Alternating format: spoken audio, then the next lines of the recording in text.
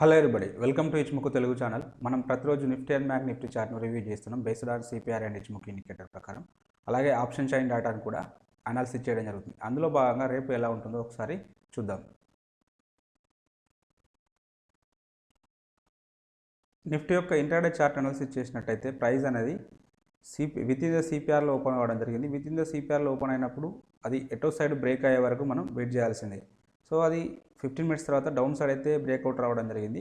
So ఈ సందర్భంలో మన యొక్క ఎంట్రీ పాయింట్ ఏదవుతుంది, స్టాప్ లాస్ అనేది ఏదవుతుంది, టార్గెట్ అనేది సో ఫస్ట్ పైవట్ పాయింట్ అవుతుంది. సో అది అచీవ్ కావడం అయితే జరిగింది. ఇంకా లేటర్ పీరియడ్లో మళ్ళీ ప్రైస్ అనేది సిపిఆర్ను బ్రేక్ చేసుకుంటూ అప్ సైడ్ వెళ్ళింది. సో ఈ సందర్భంలో కూడా మన యొక్క ఎంట్రీ పాయింట్ ఇదవుతుంది, స్టాప్ లాస్ ఇదవుతుంది. సో దీనికి 1:1 టార్గెట్ అనేది ఇది అచీవ్ కావడం అయితే జరిగింది. అంటే ఇక్కడ ఎగ్జాక్ట్గా ఇక్కడ పైవట్ పాయింట్ ఉంది కాబట్టి మన ఎంట్రీ పాయింట్ అనేది ఇక్కడ దీనిపైన తీసుకుంటే బెటర్ ఉంటుంది. సో నెక్స్ట్ పైవట్ పాయింట్ ఇది అవుతుంది కాబట్టి అది అచీవ్ కావడం జరిగింది. ఇక యాక్చువల్గా ఈ ఫ్రైడే రోజు ఈవెంట్ డే ఉన్నప్పుడు ఇలాంటి వైల్డ్ మూవ్స్ వస్తాయి. అంటే పర్టికులర్గా ఎప్పుడైతే ఆర్బీఐ పాలసీ ఉంది చూడండి, సో ఆ సందర్భంలో వచ్చిన మూవ్స్ చూడండి, అనౌన్స్మెంట్ అయ్యేటప్పుడు వచ్చిన మూవ్స్. కాబట్టి ఆ అనౌన్స్మెంట్ ముందన్నా ట్రేడ్ చేయాలి, లేదంటే అనౌన్స్మెంట్ అయిపోయిన తర్వాత ట్రేడ్ చేయాలి. అంతేగాని ఆ టైంలో మాత్రం ట్రేడ్ చేస్తే ఇలాంటి మన వైల్డ్ మూవ్స్ను మనం ఫేస్ చేయాల్సి ఉంటుంది.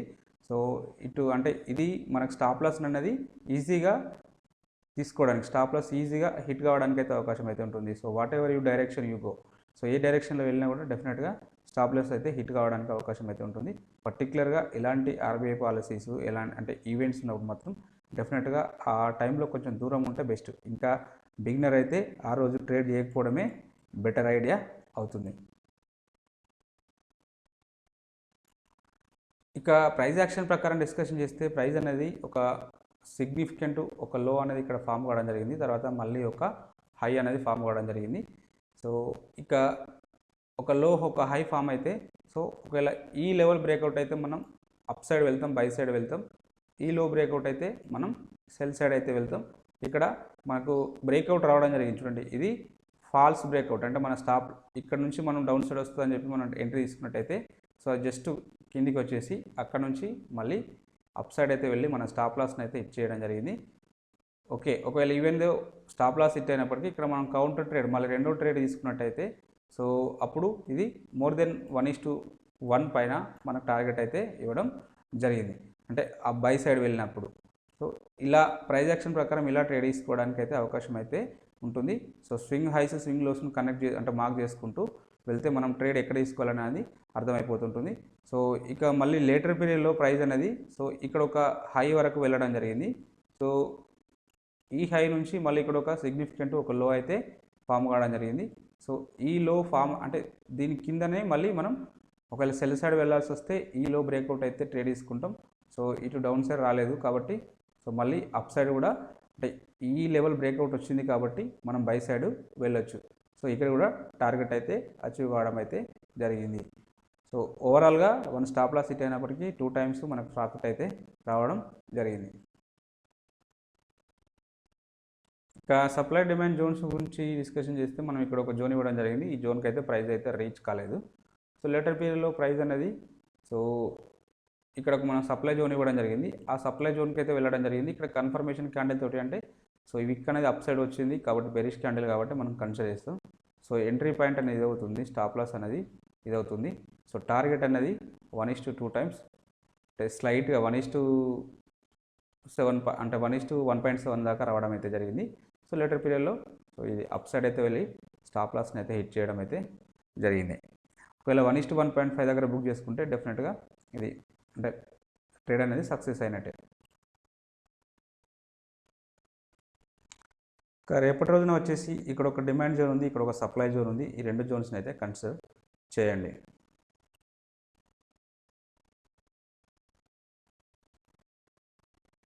నిఫ్టీ యొక్క ఆప్షన్ చైన్ డేటాను పరిశీలించినట్టయితే హైయెస్ట్ ఓపెన్ ఇంట్రెస్ట్ అనేది కాయిల్స్లో వచ్చేసి 18,000 దగ్గర బిల్డప్ అయింది. సెకండ్ హైయెస్ట్ ఓపెన్ ఇంట్రెస్ట్ అనేది సో 18,200 దగ్గర బిల్డప్ అయింది. నిఫ్టీ అప్ సైడ్ వస్తే ఫస్ట్ రెసిస్టెన్స్ సెకండ్ రెసిస్టెన్స్ ఇక్కడ ఉండడానికి అవకాశం అయితే ఉన్నది. వీటిలో సిగ్నిఫికెంట్గా ఒక్కరోజు హైయెస్ట్ ఓపెన్ ఇంట్రెస్ట్ అనేది ఇక్కడ బిల్డప్ అయింది కాబట్టి మేబీ నిఫ్టీ మండే రోజు ఈ లెవెల్ని ఒకసారి టెస్ట్ చేయడానికి అయితే అవకాశం అయితే ఉన్నది.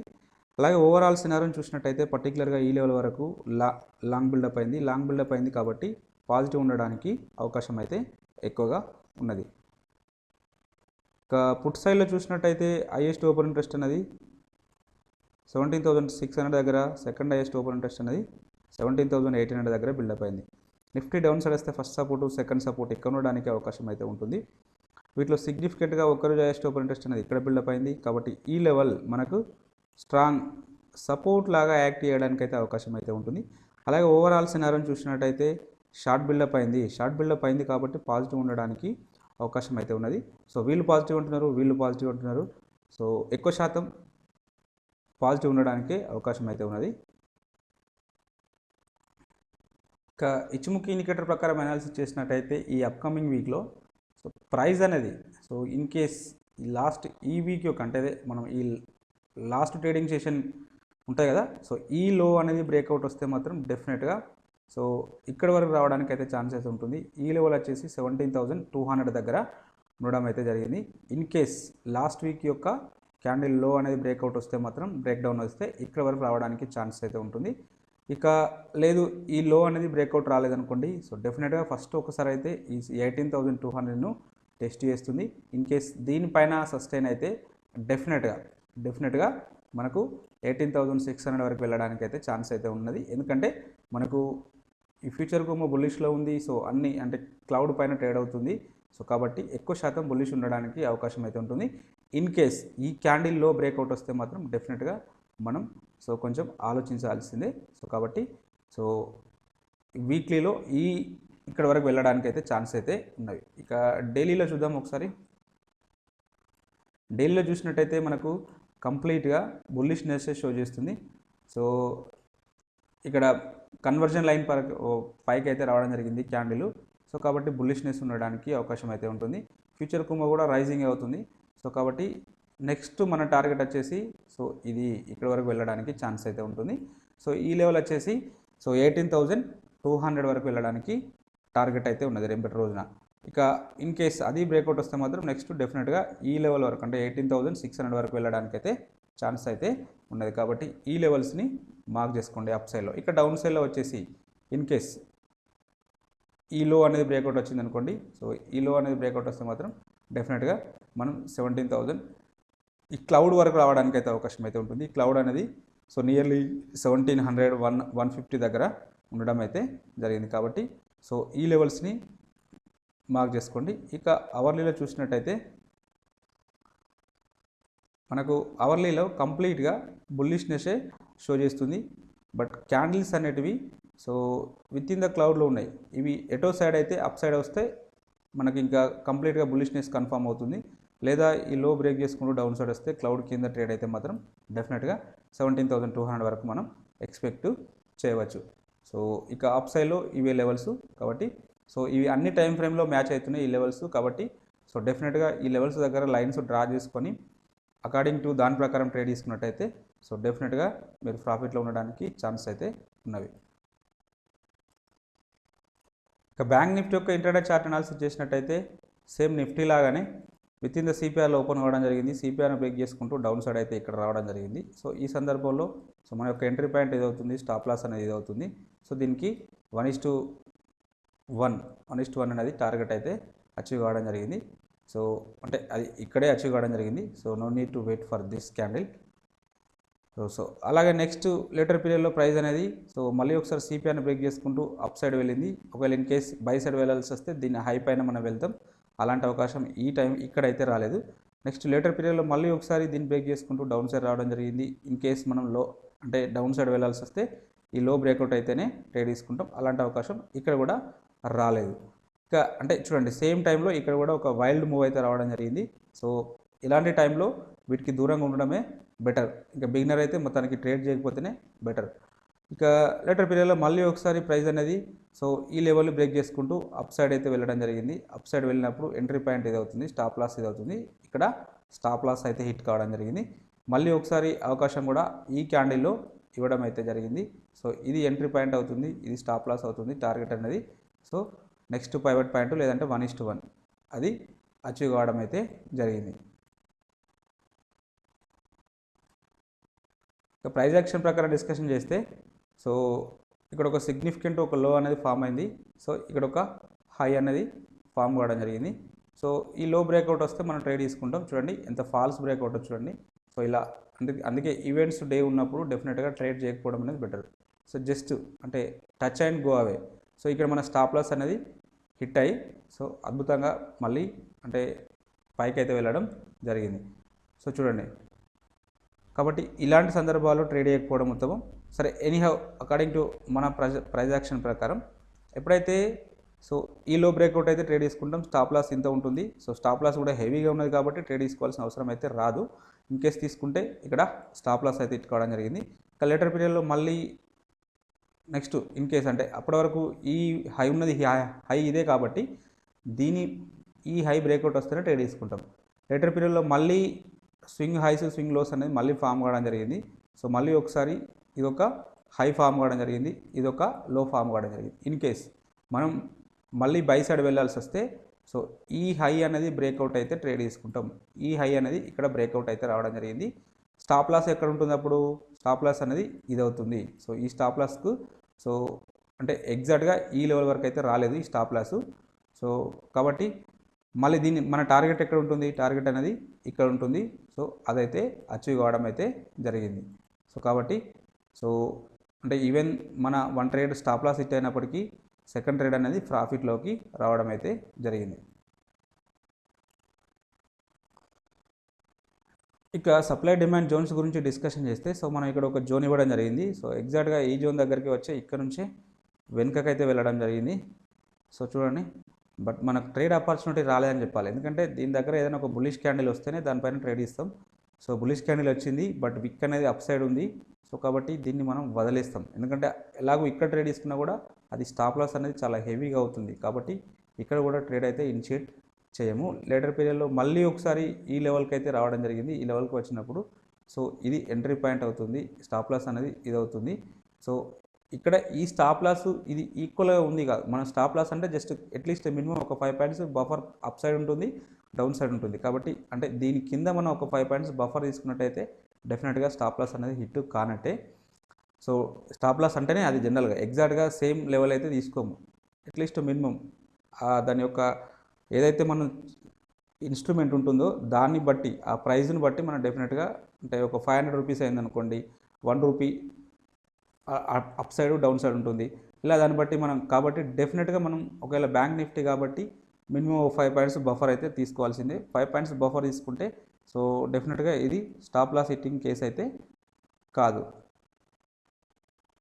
సో ఇక్కడ ఎంట్రీ లభించింది. సో ఇక్కడ ఎంట్రీ లభిస్తే సో దీనికి 1:2 టైమ్స్ టార్గెట్ అయితే అచీవ్ కావడం అయితే జరిగింది. ఇక లేటర్ పీరియడ్లో ప్రైస్ అనేది ఇక్కడ ఒక మనం సప్లై జోన్ ఇవ్వడం జరిగింది. ఎగ్జాక్ట్గా ఈ లెవెల్కి అయితే వెళ్ళలేదు. సో ఇక్కడ నుంచి ఇలా డౌన్ సైడ్ అయితే రావడం జరిగింది. బట్ మనకు దీన్ని టచ్ చేస్తే ట్రేడ్ చేసుకుంటాం కాబట్టి సో ఈ ట్రేడ్ మనకు లభించలేదని చెప్పవచ్చు. సో కాబట్టి ఆ జోన్ అలానే ఉంచుదాం.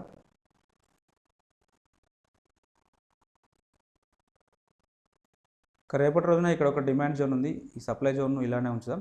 సో ఈ రెండు జోన్స్ని అయితే మార్క్ చేసుకోండి.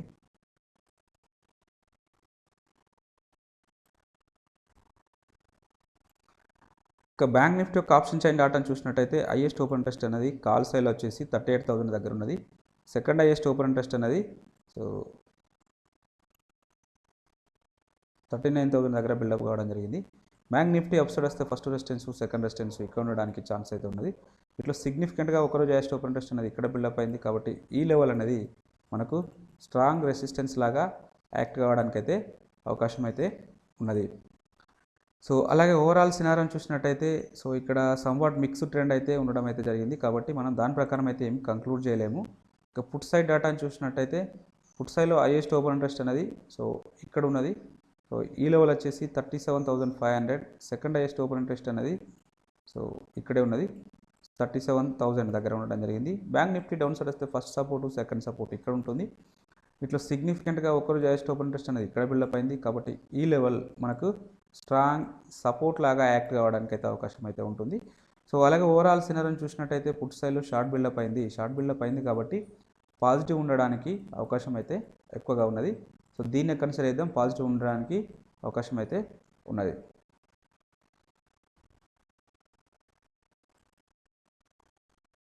ఇక ఇచ్చిముఖి ఇండికేటర్ ప్రకారం చూసినట్టయితే సో ఈ లాస్ట్ వీక్లో మనకు ఒకటి డోజీ టైప్ క్యాండిల్ అయితే రావడం జరిగింది.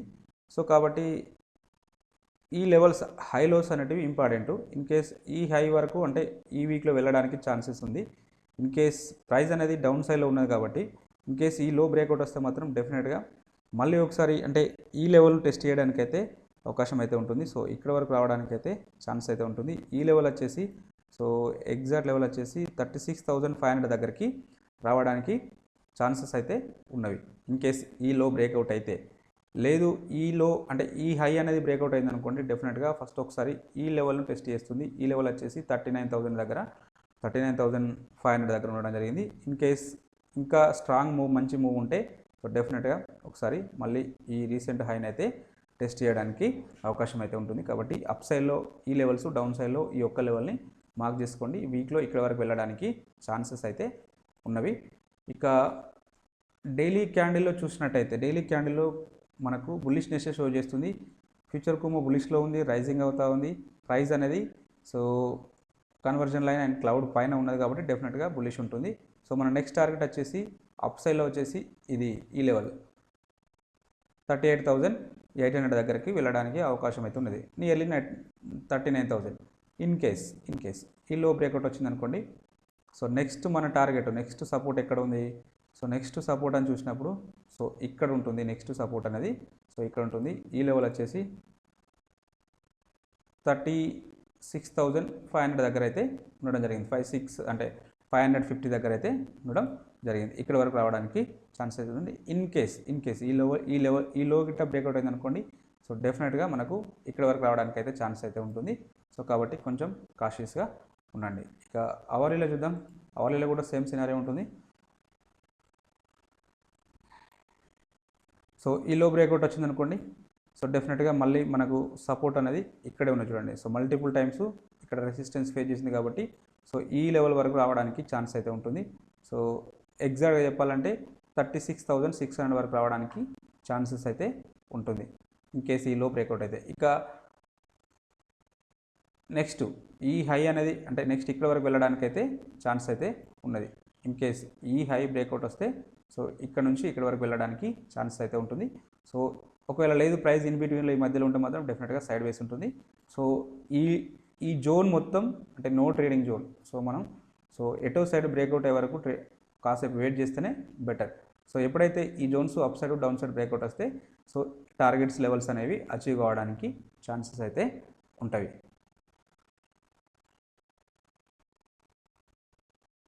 ఎఫ్ఐఆర్ డేటాను చూసినట్టయితే వీళ్ళు -575 crores సేల్ చేయడం జరిగింది.